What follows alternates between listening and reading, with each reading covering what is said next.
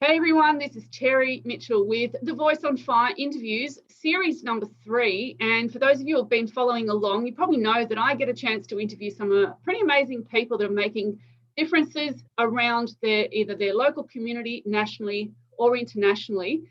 And today my guest is Adam Drake from the Northern Territory here in Australia. So, hey Adam, thank you for joining me today.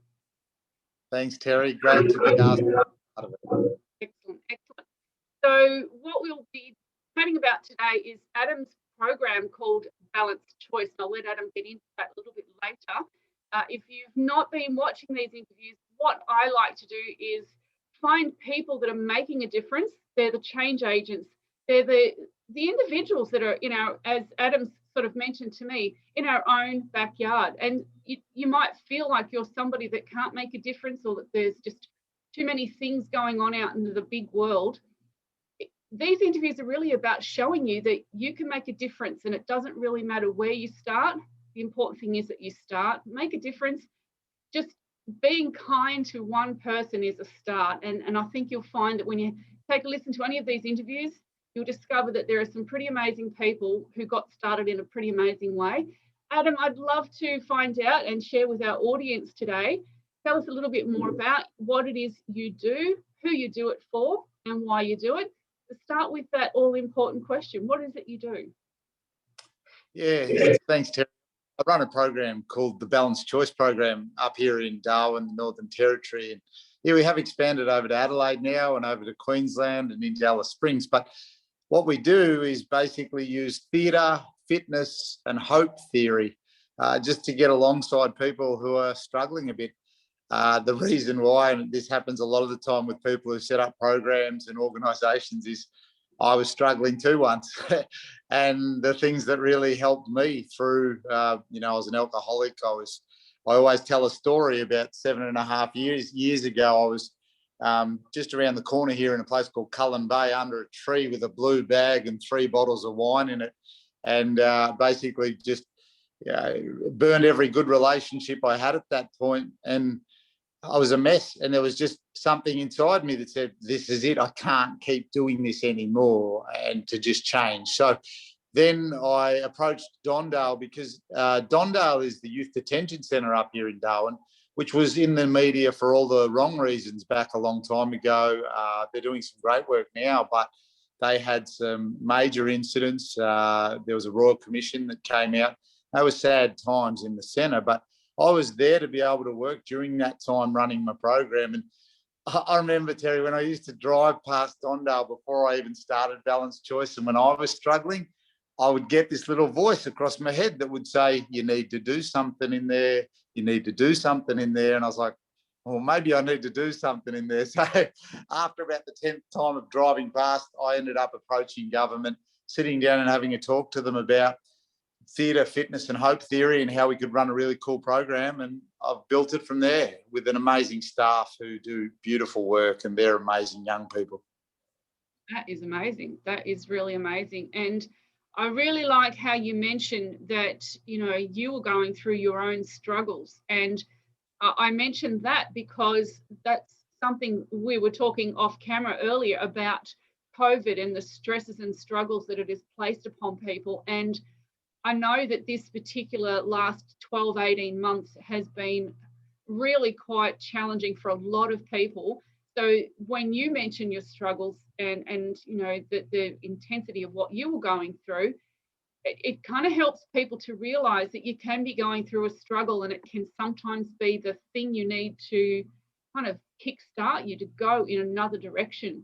So in terms of what you do, obviously you've created this, what sounds like a pretty amazing program, and you've mentioned a little bit about who you do it for. Who are your primary participants in that program?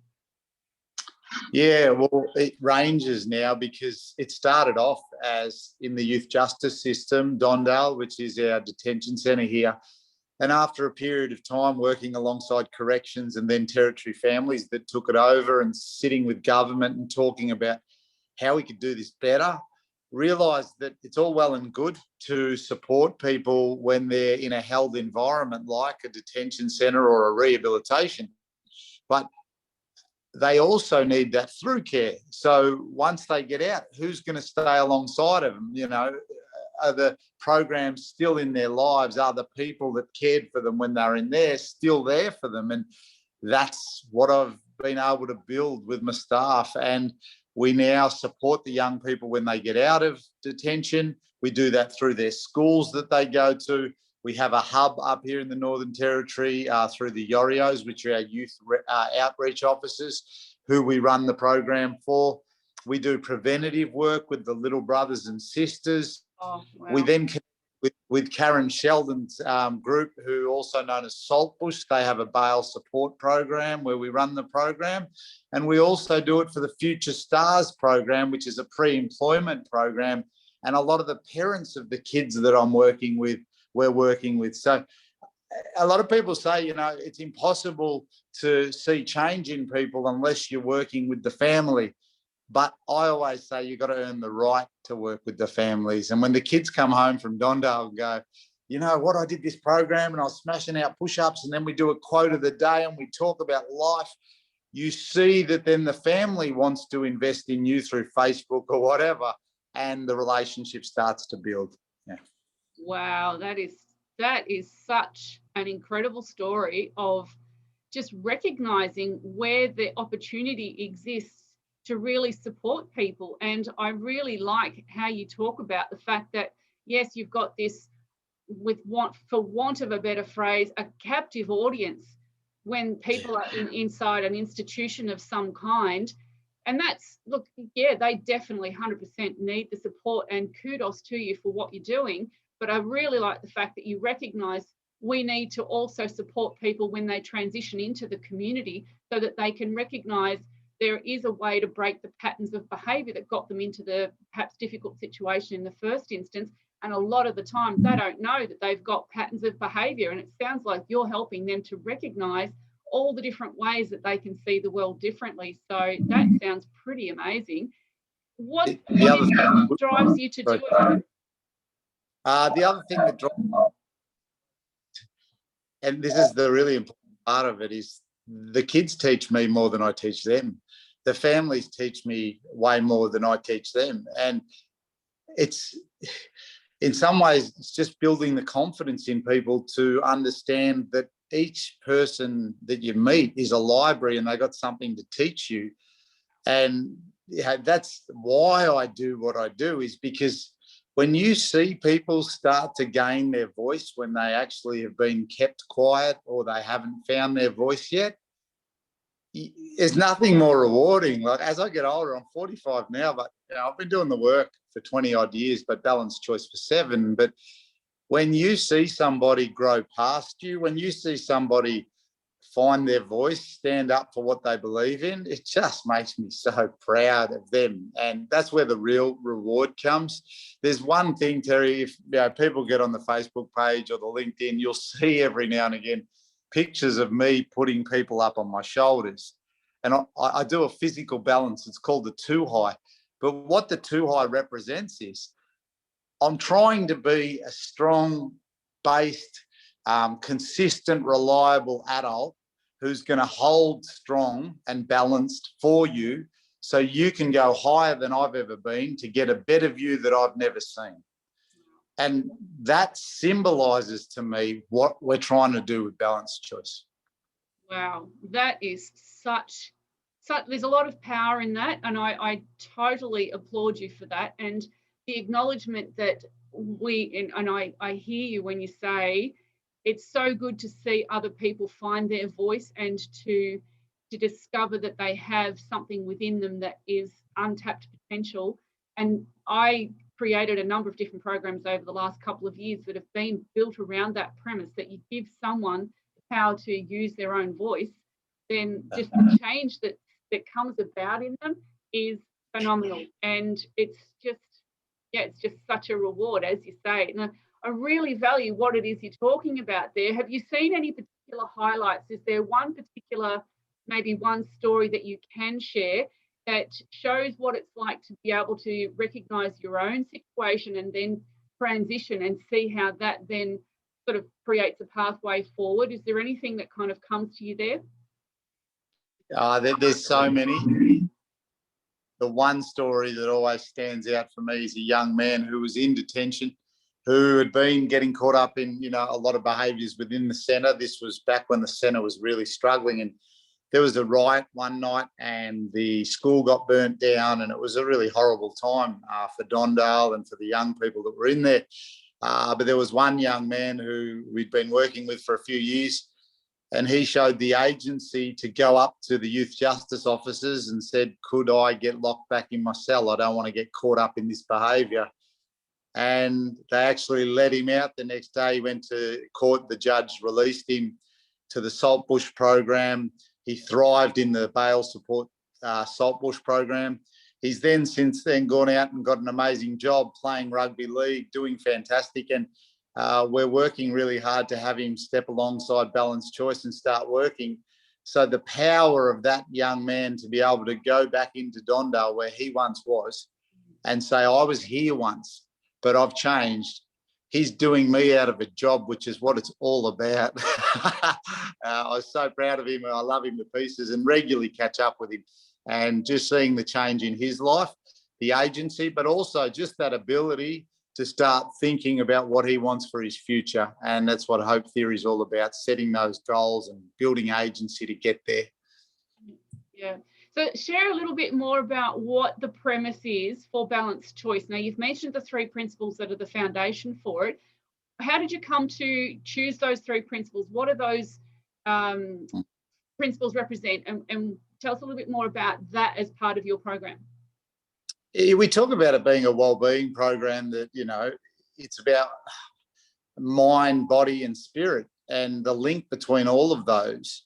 But the reason why I've chosen the theatre, the fitness and the hope theory is because they are the 3 things that really helped me in my life.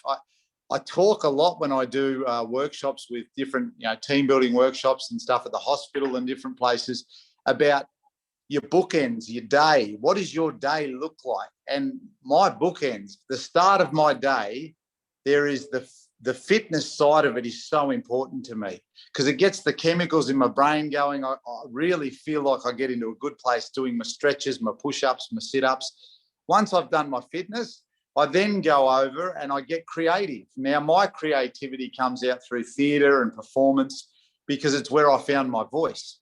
And then the hope theory side of it, that's just the chance to sit down over the quote of the day and talk about, might be self-control, it might be about love, trust, kindness. The quote, one of my favourites is, be kind, for people are fighting a battle you know nothing about. So I just meditate on that for a period of time and then I celebrate with a coffee. So I do that every morning. I do my own Balanced Choice session. Mm-hmm. But then I go to the detention centre and I do the same, but I don't give them a coffee because too much caffeine won't be too good.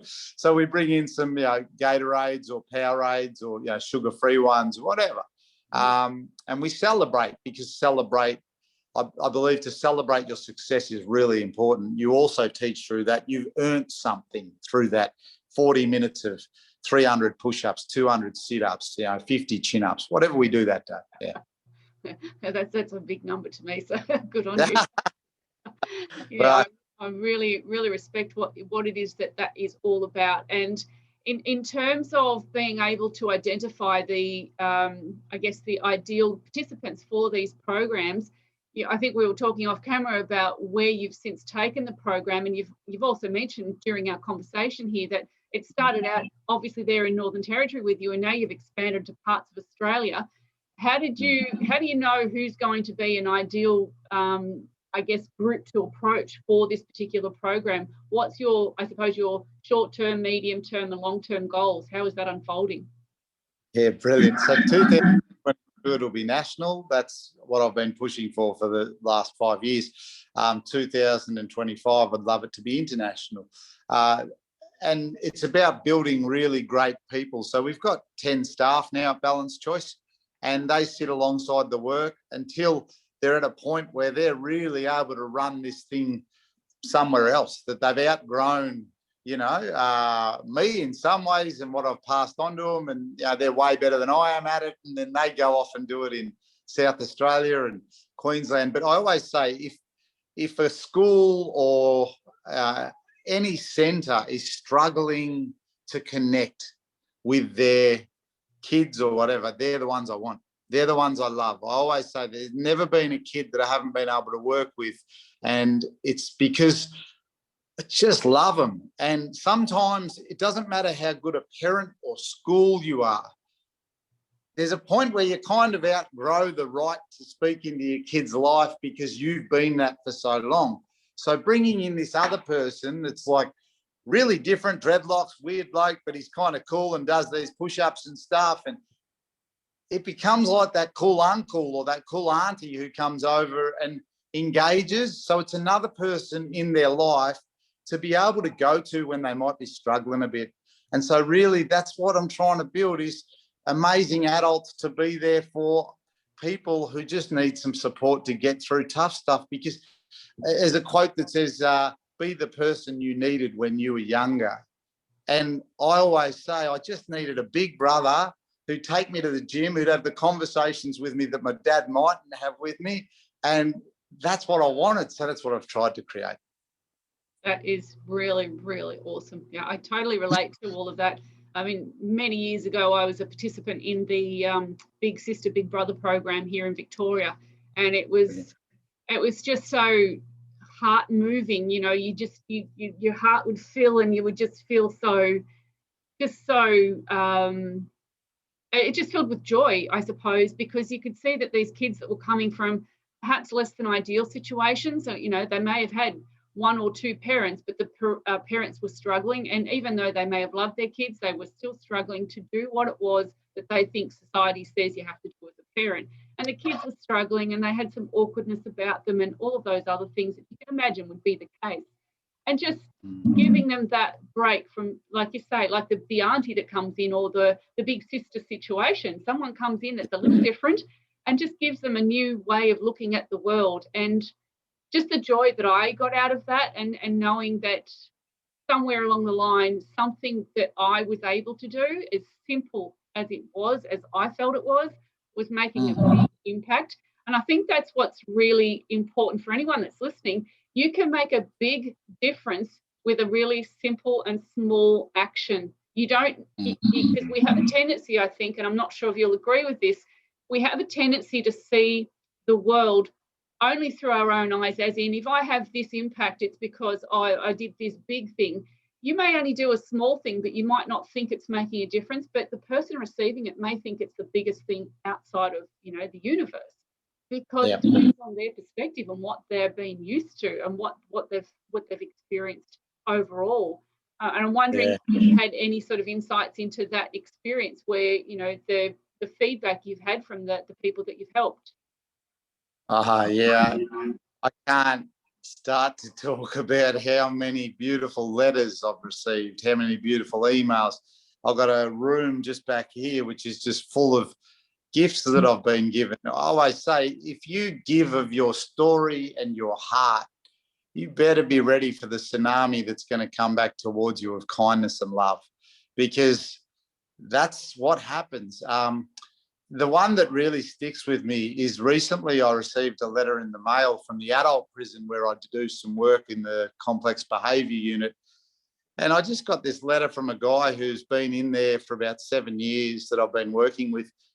And he just told me how much balanced choice meant to him, how it gives him hope, how he wished he could give it to his family over in Western Australia. And he just opened up, and yeah, that's the stuff. And then even just seeing people's lives turn around, hold the babies of some of the kids that I used to work with who are now having kids. Like, what a privilege to be in their life and see that change. So it's overwhelming.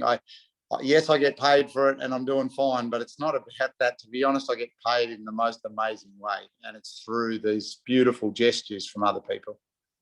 Yeah, totally. And it is really quite heartwarming, isn't it, when you get to see someone who's gone from one particular place in their world, which may or may not have been so great, and then you see them progressively step into something that is like they've just unleashed their potential. And I think that's one thing that your program echoes, that is something that I certainly look at and respect in any situation, is recognizing the untapped potential in people. And we're so trapped sometimes inside whatever it is that society says is, you know, this is how you have to be, behave this way, say these things, don't go over there, don't touch these things. We've got so many barriers and limitations and boundaries that sometimes we get caught up in that and not recognize that we can, if we understand our own inner strength, we can, you know, unleash that potential in ourselves.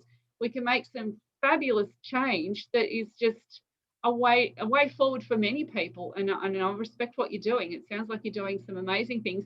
And I picked up on it there. You've taken it to a number of different places around Australia, and you're looking at expanding it internationally. How do you think the program will look when you take it internationally? What sort of plans do you have there? So, because when I work with this, what we're doing is we're filling up our invisible bag with as much as we can. And that's the way I talk about it. Everybody's got an invisible bag, and you walk into a room and what's in your invisible bag so that you can connect with people. And so my invisible bag's probably got about 300 theatre games in it. It's got about 50 fitness routines, and it's got a whole bunch of quotes. And I know that if I'm to go over now to another community, another country, and start to do the work, I've got a lot in this bag that I can pass on. And we go up to East Arnhem Land and go into communities like Gun Gun, Darling Boy, Wonderboy. Now, these are traditional homeland communities where they still speak in Yolngu Matha, so different language. And here I am going, how am I going to pass the Balanced Choice program on to these youth workers? And we do it because theatre allows us to play some games where the voice isn't even needed, and we connect. And then we rename the game into the language of Yolngu Matha. So there's a whole bunch of Balanced Choice activities now in language being played as we speak out with Lanapoi homelands. And that makes my heart happy. But I know that that can carry anywhere.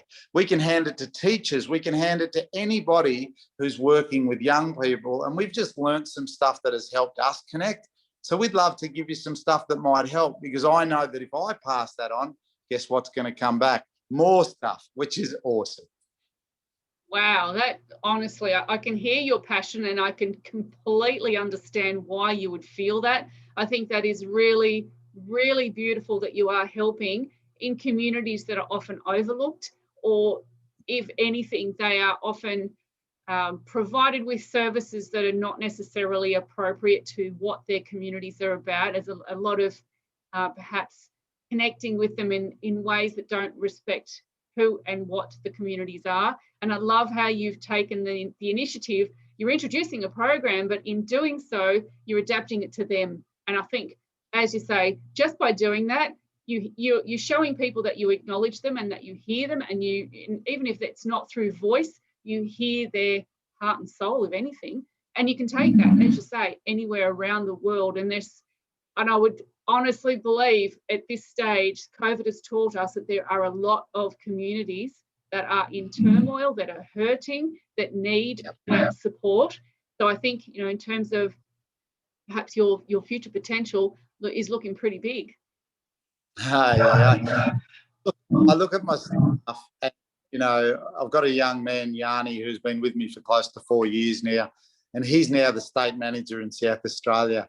And seeing what he's achieving, because I got told many years ago, Adam, my uncle, who I just adore, he's a doctor of foresight, future studies, and he said to me, I don't believe you've got a program unless you can get somebody else to run it. He says, I don't believe it's a program. I believe it's just you. Well, now there's 9 amazing people out there doing beautiful work, and that's shown me we do have a program. So Yanni was the one who I have so much love and respect for what he's doing. He's doing great stuff. So yeah, it's cool. Yeah, well done, well done. So in terms of what got you started, perhaps let's backtrack a little bit and go more towards your personal story, if you've got some areas there you'd like to share, just to show that when it comes to identifying not only your own potential and what it is that speaks to you about, what's my purpose? What am I doing? Why am I here? What can I do that's going to make a difference? There's often a lot of conversations that I know I've had with people that are about just feeling, to a degree, a little bit of the helplessness, hopelessness, worthlessness that certainly COVID has amplified. So what do I do? How do I make a difference? I'm feeling really stuck, or I'm feeling like my life is not that great, and there's a lot more to that. What is it that you can share about your story that might show and help the listeners to understand where you start from is not, it's not set in concrete? Let's talk a little bit about that if they've got a story you'd like to share. Yeah, so again, I hear a lot of people say, I want to go make a difference. I want to make an impact. And I catch myself sometimes when I say it, because what I've learned is all I'm doing is leaning in closer to people who might be going through suffering and learning from them. So that's what I encourage people to do, is lean in closer, draw yourself closer to people who might be suffering or going through some stuff, because guess what? They will show you how good your life is. Because you'll realise how good you've got it. Like every day I go and get locked up in Dondale. Every day I'll go up to the adult prison, or I'll go to a different centre, a rehab that I used to be in, like Banyan House. So I was in Banyan House for my own detox back just before I started this thing. So to be able to go back to Banyan House now, because they have us go in every second week, and say, I used to be here, that's because I was going through some tough stuff. But guess what? We all go through it. But the problem is we all pretend we're not going through it. And, the reason why I got myself into the state where I was drinking that wine and carrying on, I've made some really poor choices up to that point in my life. And I remember sitting with this beautiful counsellor one day, and she was sort of saying, oh, Adam, tell me why you're here. And so I went into the fact that when I was a kid, I'd been through some really tough stuff. And, then I'd picked up alcohol, and I had 2 relationships that fell over, and, 2 kids to that. And I'm away from my kids. And there's all these reasons that I'm going through a hard time right now. I'm the victim. This is too hard. But you know what?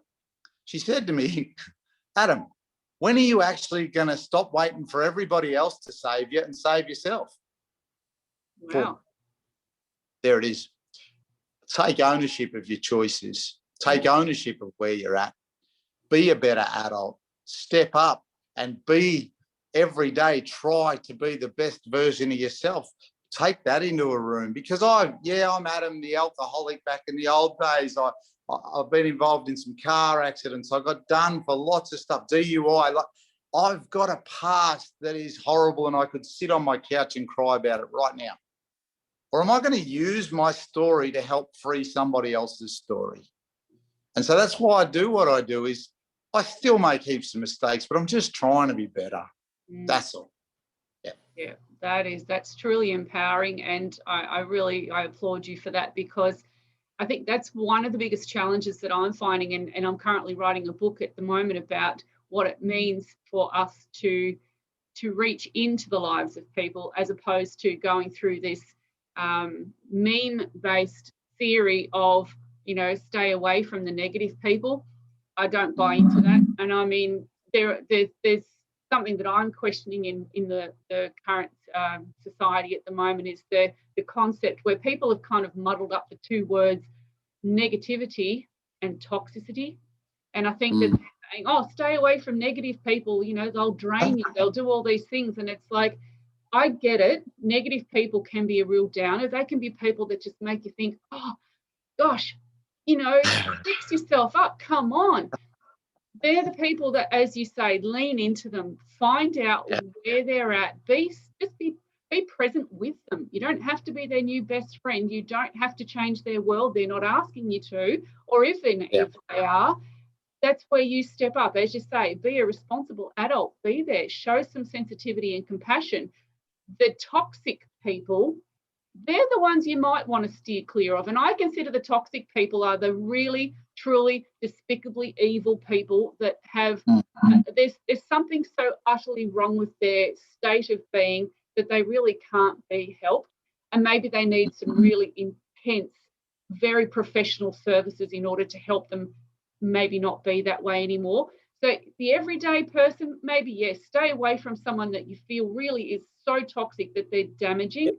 But the negative people, I say let's let's treat them with a little bit more respect, because we don't know their story. As you say, you were sitting on the couch, or you could sit on the couch and wallow in all of that story about all the terrible things that have happened. And I echo that. I can say I've had similar sort of situation. And in respect, we could all do that, but the strength and the resilience and the coping strategies come from addressing it and deciding that, okay, so I've had a pretty crappy life, it's happened. What do I do? Do I sit in that corner and feel sorry for myself? Okay, occasionally you're going to feel sorry for yourself. It happens, but don't wallow in it. Find a way to use the energy that comes from it to do something really positive. And I think hearing what you've spoken about there, you certainly echo that. You take a situation and see opportunity to do something really positive with it. So that is really encouraging. Tell us a little bit more, if I can just jump into it. What's the hope theory? Tell us a little bit more about that. Yeah, so I summed really briefly, because basically what I said to you before is it's helping people set goals, building agency in that person so they can get to those goals. But that's really what we're doing. So there's actually a hope scale. It's part of the positive psychology movement that came out of the 90s. You'll see names bandied around like Snyder, Charles Hayward, Frederick Hayward is my grandfather, but his son, Peter Hayward, Peter Charles he's the doctor of foresight who has passed all this stuff on to me. And he's been amazing. He was at Swinburne University. So there's a scale where you can actually measure hope. So when you start a program with somebody, you can check where their hope is, and then you can check it later on down the track to see if that person has actually grown in hope. So that's where hope theory comes from, and that's why we use it. I also found there are a lot of people who are good at running programs who might run around and do fitness, and then there's theatre programs. But what's underpinning your work? How do we know that we're seeing change? And everybody talks about, evaluation tools and all these things, and it's an important part of what we do. We've got lots that we've had to draw up as part of our contracts. I believe the best comes from the narrative, the stories from our young people. It's the best way to evaluate the work, but also that hope scale comes in very handy just to see if they're growing in hope. Yeah. And I think too, it also gives the person that's perhaps going through those assessments and scales to be able to see at the beginning, they don't know what they're feeling and seeing, and they can't kind of assess themselves that accurately. But later on, when they've got a tool that they can reflect back on, they can see where they're at now. And then you look back at, this is where you were. And it's like they suddenly get, wow, I hadn't realized either how bad things were, or how stuck I was, or how down I was. And it gives them that sense of something to reflect on. Have you found that? Yeah, definitely. And, it's so important that we see how far we've come. That's a great way. Don't ever forget being under the tree with the blue bag and the 3 bottles of wine. And now look at life. It's turned around in the most beautiful way. And so I look back, but I don't spend too long looking back there, because I'm not going that way anymore. I'm moving forward. So, you remember your past, but run towards your destiny. Yeah, excellent. So what else is on your agenda? Are you involved in any other pursuits? Do you have perhaps any books coming out, or are you involved in any other future programs that you've got on the agenda?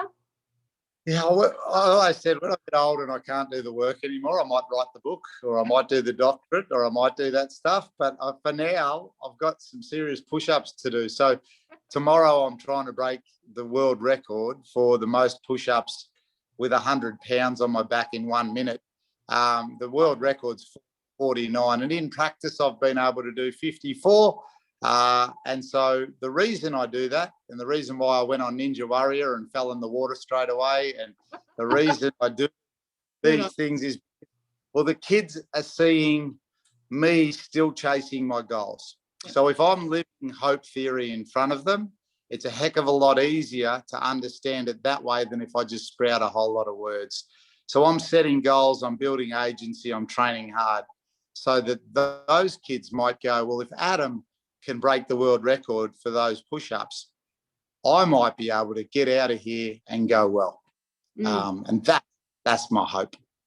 Yeah, absolutely. I think, well, kudos to you again, and I look forward to hearing how that actually goes. I'll be checking in and seeing how your pursuit for that going past 49 goes, because I don't have any doubts whatsoever that you'll absolutely smash that out of the ballpark. And you put an instant smile on my face when you mentioned Ninja Warrior.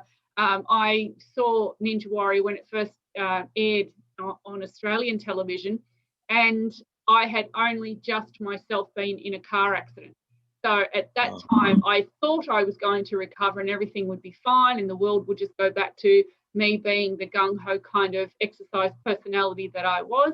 And unfortunately, that hasn't turned out to be the case. But while I was recovering from some surgery after the car accident, Ninja Warrior was here in Melbourne, and I had the absolute pleasure, to be in the audience while it was filming, and it was just intoxicating for me. And I got to see some of the stars that are a part of the program. So just knowing that you have actually been on there, you've fallen in the water, but it just, the sense that you were on the program is like, got me a little bit all excited there, because it's like, that's what I aspire to do.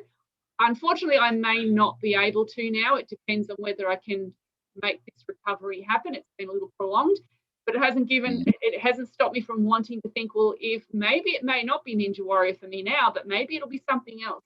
And there's always that belief. And I think that's something that we need to remind ourselves. The goal that we aim for and the thing that we think is going to be important to us may turn out never to be the case, but it's often the case that it's the turning point that reminds us that there are other things that we perhaps are about to discover about ourselves. It may not be this goal. It's probably meant to be that other goal that you just haven't realized is on your path. So is there another part of this experience with this exercise programming and the things that you're doing to push yourself? Is there something else that's coming from that? Have you had any discussions with other parties? Is there anything you can share there? In regards to the world records, are you talking? Because basically I'm going to try and break three world records this year. Oh, wow. The Guinness Book of Records. One of those is the 100 pounds on my back, most push-ups in 1 minute. Then next Thursday, I'm doing 80 pounds with the most in 1 minute. So both of those records. And then the one that I tried to break last year was the most amount of push-ups in 1 hour. And the world record at the time when I applied for it was around 2,300. But between that time, there's a guy on the Gold Coast and he did 2,911. And so I had to go in front of all the kids in Dondale and got 2,345. Wow. And I didn't get it. But what that showed me was that I needed to prepare myself well, and I needed to actually go and do some really solid training. So I've been now for a year flat out training really hard. But one of my favorite quotes is, the success is defined as going from one failure to the next failure to the next failure to the next failure without losing enthusiasm. And so I haven't lost enthusiasm. And I've also realized I'm not a ninja, and that push-ups are definitely the thing I do, because since I started Balanced Choice, I've counted the average amount of push-ups. And so what I've done over 7.5 years is 1,070,000 push-ups in the last 7 years. And so knowing that I do that, why not choose a record that's specific to something that I've been training? And that's why I'm doing these records. That's incredible. And it's amazing that you've been able to figure out just even if it's a ballpark number on the number of push-ups that you have done. That is pretty damned amazing, if I can say so. Like, who does 1 million push-ups? Well, obviously there are people that do a lot of push-ups because it's part of their workout, but just the fact that you've been able to target it and specifically identify, here's something that I know that I can do, and here's a way to establish a goal that I can aim for, that also, and if it sounds to me like you're the kind of guy that not only do you do something, there's the doing, the action, but you also take the time to evaluate it from a whole probably mindset, but also from just the life experience point of view, and break it down into a story so that others can relate to it. And I think that's really important. Yeah. the push-ups and all those things is it's yes, I found something that I'm good at. Yes, I found something that I can celebrate, but I want every person to find their push-ups. Where everyone's got a talent in a different area, and it's about finding that and looking inside. And yes, I can celebrate that, but geez, how beautiful would it be if one of those kids in Dondale gets out and breaks the world record that I've been holding? Like, that just makes me, that's what it's about. And I also say with Balanced Choice, it's about getting fit inside and out. I can do push-ups, but do you know every one of those push-ups has led to a relationship? And that side-by-side time together doing push-ups has built a connection where a young person might think twice about going out and breaking into someone's car, breaking into someone else's house, and that is the investment I want. Yes, I've done 1 million, but by the time I go off this earth, I'd love to have done 30 million, because it means a heck of a lot more relationships with these beautiful kids who then discover the thing that they're good at, and they don't need to go and do the stuff they've been doing. That is incredible. That is really, really amazing. I love how you can relate that to every push-up relates to, building a relationship with somebody and changing their world, changing their perspective, and being able to help them see that there is another way, there are other choices, and there are other actions. And I like the fact that you've coined the name of your program is Balanced Choice. Where did that come from? What was the foundation behind that? Yeah, my grandfather sit with me before we played golf at 5:30 in the morning in Victoria when it was still dark, and he'd dragged me out of bed, and he'd sit and talk to me about life side by side in the car until it was light enough for us to go on the golf course. And he used to always say to me, "Hey, Addy, don't ever lose your balance in life. Don't let things go out of balance, buddy. Everything in moderation." And I love it. And if you actually look at the logo, it's those rocks stacked on top of each other. And in your life and my life and everyone else out there, how's your rock stack going at the moment? And what's in it? And what's throwing it out a little bit? Because if it keeps throwing out your rock stack and your balance, maybe you need to look at that thing. And so I just try to be as balanced and as consistent as possible so that my life can help some of the kids that I work with. And that's the reason I use the name Balanced Choice. I just felt like we all want to find centre. We want to be balanced. We want to be consistent. And hopefully we don't want a roller coaster, but we want to just be able to have a great, consistent, strong life. Excellent, excellent. I think you make an excellent role model, and I think you live and breathe what it is you talk about. So in summary today, Adam, let's just summarize a little bit about what it is that you do, who you do it for, and why you do it. Share with the audience as we wrap up. Yes, I run the Balanced Choice program, theatre, fitness and hope theory, just to make some sort of connection with young people and now adults, because we all need a little bit of help. We want to be balanced. We want to be strong. I've got Facebook pages and LinkedIn pages and stuff that you can jump on and have a look. And if you need some love, care, kindness, and you're struggling a bit, reach out to us, because we all needed somebody when we were going through stuff, and some of us don't have anybody. So that's it. Yeah, that's awesome. Yeah, absolutely. And the descriptions for both the YouTube channel and for the podcast, there will be the information about how you can contact Adam and how you can reach out to him. So there will be his various social media and his email if needed. So you don't hesitate to reach out. And if you are going through any difficulties, if this discussion today or this interview has in any way triggered anything for you where you're finding you're going through a difficult time, do not hesitate to reach out. Adam's obviously a perfect choice, but I'm also someone who's able to take you through any difficulties if you need to. Reach out. Don't do this on your own. And COVID has obviously been a stressful situation. We're all going through a stress of some kind, but if this has amplified your stress and this interview has really got you thinking, reach out. Don't do it on your own. There's always somebody there that's ready to help you through it. Adam, it's been an absolute pleasure. I've totally enjoyed this conversation. Thank you so much for sharing about you and about the Balanced Choice program, and I look forward to seeing our Balanced Choice taking on the globe. And thanks for getting me on Voice on Fire. You're doing amazing work, Terry, with the flaming microphone. And I just thank you for the opportunity to be on with you and just share a bit of kindness together. So thank you. My pleasure. My pleasure. It's been an absolute pleasure. Thank you. And that's Series 3, Voice on Fire with Adam Drake.